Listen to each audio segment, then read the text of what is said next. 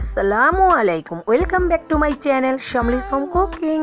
কেমন আছেন ভিউয়ার্স? আপনারা আশা করছি ভালো আছেন, সুস্থ আছেন। ভিউয়ার্স, আজ আমি আপনাদের সাথে শেয়ার করতে এসেছি একটি সাধারণ রেসিপি, কিন্তু অসাধারণ সুস্বাদু রেসিপি। ভিউয়ার্স, আজ আমি যে রেসিপিটি দেখাবো তা হচ্ছে ইলিশ মাছের ফেলে দেওয়া অংশ দিয়ে অসাধারণ সুস্বাদু রেসিপি। তো চলুন দেখি আসলে রেসিপিটি কী হতে পারে।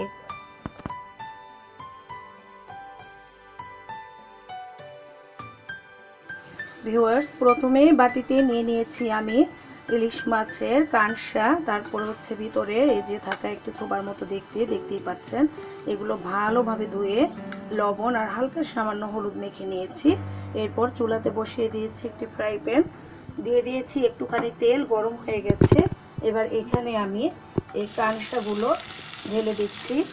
এবার এটিকে আমি তেলে ভালোভাবে ভেজে নিব মুচমুচে করে। আর ভাজার আগে কি দিতে হবে তা দেখাবো, ভাজা হওয়ার অপেক্ষায় আমরা আছি। ভিউয়ার্স, ভাজা হয়ে গেছে কানসাগুলো, একেবারে কিন্তু মুচমুচে করে ভেজে নিতে হবে। আমিও মুচমুচে করে ভেজে নিয়েছি। এবারে এটি আমি নামিয়ে নিচ্ছি। নামিয়ে নেওয়ার পরে ভিউয়ার্স, ফ্রাই প্যানে যে তেল ছিল সেই তেলে আমি দিয়ে দিচ্ছি এখানে কিছুটা ঝিঙ্গা টুকরো। এগুলো হচ্ছে ঝিঙ্গেকে টুকরো করে নেওয়া। এখানে ভিউয়ার্স, ঝিঙের পরিবর্তে আপনি লাউ পাতাটাও দিতে পারবেন, আর লাউ পাতা না থাকলে ঝিঙের টুকরোটা দিয়ে দিবেন। তো আমি এখন এই ঝিঙের টুকরোগুলোকে একটু ভেজে নিচ্ছি। তারই সাথে দিয়ে দিচ্ছি 1 কোয়া রসুনের কোষ, সেটা হচ্ছে 1 কোয়া রসুন কুচি। আর এখানে দিয়ে দিচ্ছি একটি পেঁয়াজ কুচি। পেঁয়াজটাকেও সাথে আমি ভেজে নেব। এই সবগুলো এখন আমি একসাথে আগে ভেজে নিচ্ছি। ভাজা হয়ে গেছে ভিউয়ার্স, এটি খুব মুচমুচে করে ভাজবো না, এই যতটুকু ভেজেছি দেখতেই পাচ্ছেন এরকম করে ভেজে এখন আমি এটিকে নামিয়ে নিয়েছি ভিউয়ার্স। তারপর দেখতেই পাচ্ছেন এখানে ভাজা শুকনো মরিচও আছে। এই শুকনো মরিচ আর হচ্ছে পেঁয়াজ আর ঝিঙে ভাজা, আর হচ্ছে এগুলো কানসা, আর কানসার ভিতরে যে অংশটা সেগুলি ভাজা।